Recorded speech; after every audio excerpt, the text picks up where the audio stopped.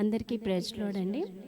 మా అయ్యానికి బర్త్డే తర్వాత నుంచి బాడీ ఇన్ఫెక్షన్ అయింది. అది చూపిస్తున్నాం, కంటిన్యూ హాస్పిటల్లో ట్రీట్మెంట్ అవుతూనే ఉంది. దాని ట్రీట్మెంట్ సడన్గా తనకి వెనస్డే నుంచి ఫుడ్ స్టాప్ చేసేసిండు తినడం. ఫుడ్ టోటల్ అంటే ఈవెన్ ఒక చిన్న బిస్కెట్ ముక్క పెట్టినా తినట్లేడు. సరే అని వెనస్డే వదిలేసిన. థర్స్డే రోజు కొంచెం అట్లా ఇట్లా ఒక 2 hours అలా ఇలా కొంచెం రైస్ తిన్నాడు కదా, సరే అని వదిలేసాం. ఫ్రైడే నైట్ నుంచి మోషన్ బంద్ అయిపోయింది. సరే ఫుడ్ లేదు కాబట్టి వెళ్ళట్లేడని లైట్ తీసుకున్నా. సాటర్డే నుంచి టాయిలెట్ బంద్ అయిపోయింది. ఏంటి ప్రాబ్లం, మొత్తం ఇలా జరుగుతుంది, ఎందుకు ఈయనకు సడన్ కానీ ఇంకా టాయిలెట్ స్టాప్ అవుతుంది అనగా కొంచెం భయం స్టార్ట్ అయింది.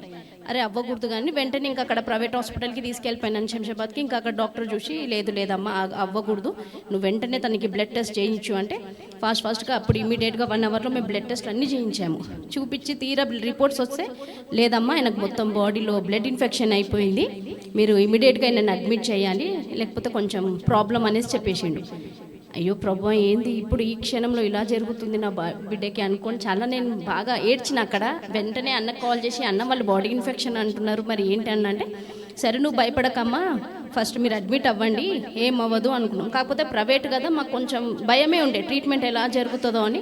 నిలోఫర్ అయితే చాలా బాగుంటుందని ఇంకా నైట్ 10:30కి మేము నిలోఫర్కి 11:30కి నైట్ వచ్చేసినాం. ఆ రోజు నైట్ 11:30కి వస్తే నైట్ మొత్తం తినకు ట్రీట్మెంట్ చేసిర్రు. ఏవేమో వైర్లు పెట్టడము అవి ఇవి ఏదేదో పెడుతూనే ఉన్నారు. పాపం వాడు ఏడుస్తూనే ఉన్నాడు. నైట్ అంతా అసలు మాకు నిద్ర లేదు హాస్పిటల్లో.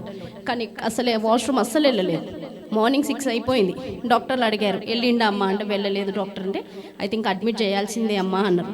అంతకుముందు ఇంట్లో నుంచి ఇంకా మేము ఇంకా అన్నీ సర్దుకొని ఇంకా అడ్మిట్కి వస్తుంటే ఆ రోజు ఇంకా వీడు అందరికీ ఎలా అంటే ఇంకా అంటే నేను అనకూడదు దేవునిలో ఉన్నా, ఎలా అంటే ఇది నేను లాస్ట్, నేను మళ్ళీ ఇంటికి రానేమో అన్నట్టుగా అందరినీ ఒకటేసారి కిస్ ఇవ్వడం హగ్ ఇవ్వడం చేసిండు.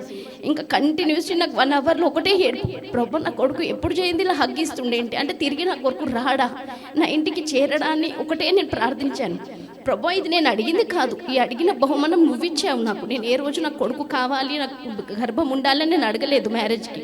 నువ్వు ఇచ్చావు కాబట్టి నువ్వు తీసుకోవడానికి వీలు లేదు రాజా, నువ్వేం చేస్తావు నాకు తెలియదు, ట్రీట్మెంట్ చేయని ఈ 1 hour నిలోఫర్ వచ్చే వరకు ఒకటే ప్రార్థన మేము.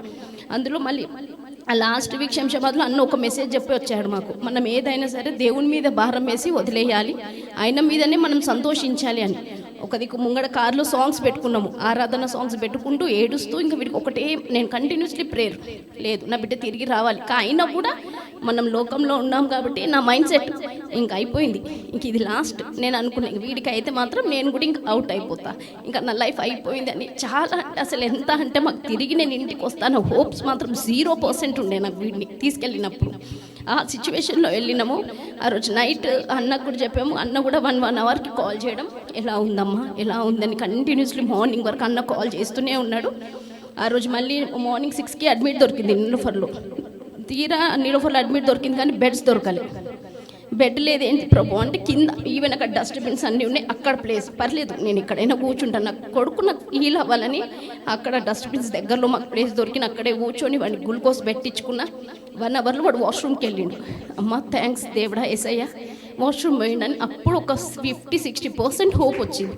కానీ మళ్ళీ ఫుడ్ లేదు, మళ్ళీ ఫుడ్ ఎందుకు లేదు అని అంతే మళ్ళీ ఇంకా అనుకున్నా వాష్రూమే ఆపావు, అలాంటి దేవుడిని నువ్వు వాష్రూమ్ వచ్చేటట్టు చేసావంటే ఫుడ్ కూడా తింటాడు అనుకున్నాం. అయినా కూడా భయం, ఫుడ్ లేదు, మళ్ళీ ఏమవుతుందో అని హాస్పిటల్లో ఒక్కొక్క బెడ్ మీద ముగ్గురు పిల్లలు, వీడిని అసలు కంట్రోల్ చేయలేను, నైట్ అంతా నిద్ర లేదు, ఫుడ్ లేదు. ఇంకా మేము చాలా అంటే చాలా సఫర్ అయ్యాం. ఇంకా రోజు మధ్యాహ్నం అన్న వచ్చిండు అక్కడికి హాస్పిటల్కి వచ్చి వీడిని ప్రేయర్ చేసి అన్న వెళ్ళిపోయిన 1/2 hourకే వాడికి ఏమైందో తెలీదు అంటుంటే కంటిన్యూస్లీ 4 బిస్కెట్స్ తినేసిండు. ఇంకా అప్పుడు మాకు ఫుల్ హోప్స్ వచ్చేసినాయి. ఇంకా ఆ రోజు నేను ఇంకా డిసైడ్ అయిపోయి ఇంకా మేము ఇక్కడ ఉండకూడదు, ఇంక వెళ్ళిపోవాలి. మ్యాక్సిమం మనకున్న 2 ప్రాబ్లమ్స్ సాల్వ్ అయిపోయినాయి. ఇంటికి వెళ్ళిపోవాలని డాక్టర్తో మాట్లాడి ఇంకా మీ రెస్పాన్సిబిలిటీ అమ్మంటే సరే పర్లేదు సార్ మా రెస్పాన్సిబిలిటీతో మేము వెళ్ళిపోతామని డిశ్చార్జ్ చేయించుకొని నేను ఇంటికి వచ్చేసినాను. నిజంగా దేవుడు గొప్ప అంటే చాలా గొప్ప మేలు నా జీవితంలో చేశాడు. ప్లస్ ఇది ముఖ్యంగా అన్నిటికన్నా ముఖ్యంగా నేను రాజన్న చాలా చాలా థ్యాంక్స్ చెప్పుకుంటా రాజన్న. ఎందుకంటే ఆ టైంలో మేము హోప్లెస్ అయిపోయాము నిజంగా ఆ సిచ్యువేషన్లో.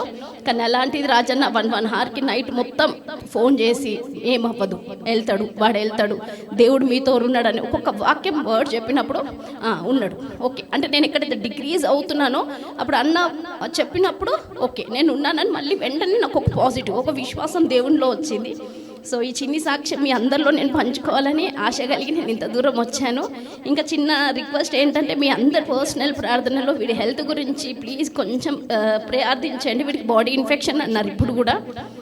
ఇంకేంటంటే స్క్రీన్లో చూపిస్తే కూడా వీడికి ఇంకా 14 years వరకు మీరు చాలా జాగ్రత్తగా ఉండాలి, వాడికి ఏ ఒక్క దోమ పడదు, చెట్ల దగ్గరికి వెళ్ళొద్దు అని చాలా కన్స్ట్రక్షన్స్ చెప్పారు. సో దేవుడు గొప్ప దేవుడు కాబట్టి నేను ఆయన మీద భారం వేశా. మీరందరి ప్రార్థనలు అది కూడా వాడికి మొత్తం పోయి హీల్ అవ్వాలని చిన్న రిక్వెస్ట్ నేను కోరుకుంటున్నాను. And thank you so much.